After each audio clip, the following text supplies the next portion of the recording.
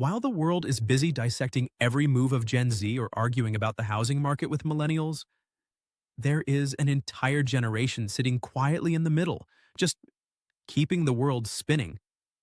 They are the managers who never complain, the parents who seem oddly detached, and the people who built the internet but don't feel the need to post about their breakfast.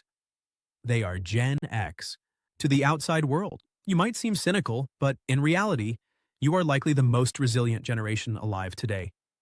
Today, we're unmasking the unique psychology of Gen X, born roughly between 1965 and 1980.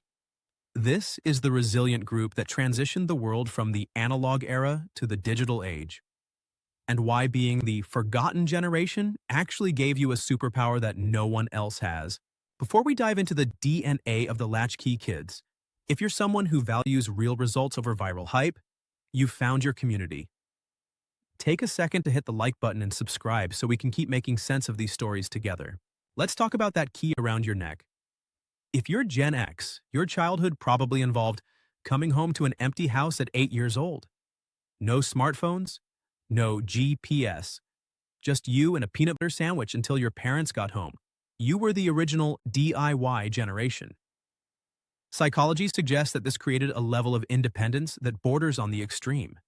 You learned early on that if you messed up, there was no one to bail you out. Actions had immediate consequences. This is why you think 3 steps ahead while younger generations are still looking for the instructions.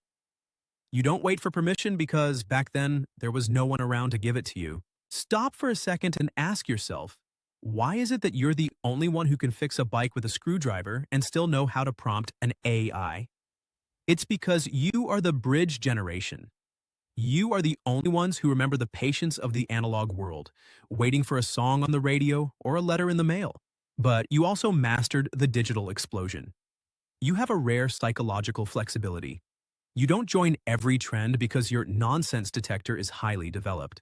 You've lived through enough history to know what's real and what's just noise. But here is the heavy part of your story. You are the sandwich generation. Right now, you are likely the anchor for everyone. You're taking care of aging parents while trying to guide your own kids through a chaotic world. Psychology shows that Gen X carries the highest stress levels, yet you complain the least. You've learned that life isn't a participation trophy. It's a series of problems to be solved. You don't look for external validation because your self-worth is built on your own competence. If the company fails, you know you'll survive because you've been surviving on your own since you were 7. Healing that silent burden isn't about working harder. It's about finally acknowledging that being the strong one all the time is exhausting. You've spent your life being the fixer for everyone else, and it's okay to admit that you deserve a seat at the table too. Stop apologizing for your directness or your privacy. Those are the very traits that keep the world steady when everything else falls apart. If this video made you feel seen, I'm glad you're here.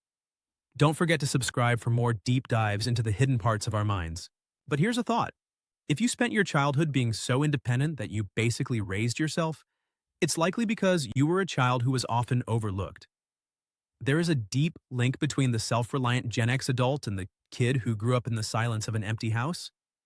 Click the video on the screen to explore the psychology of the ignored child and see why your invisible past is still shaping how you feel today. Tell me in the comments, what's one thing from your analog childhood that you miss the most? Goodbye for now, and I'll see you in the next one. This is The Inner Mind, where understanding yourself comes before fixing yourself.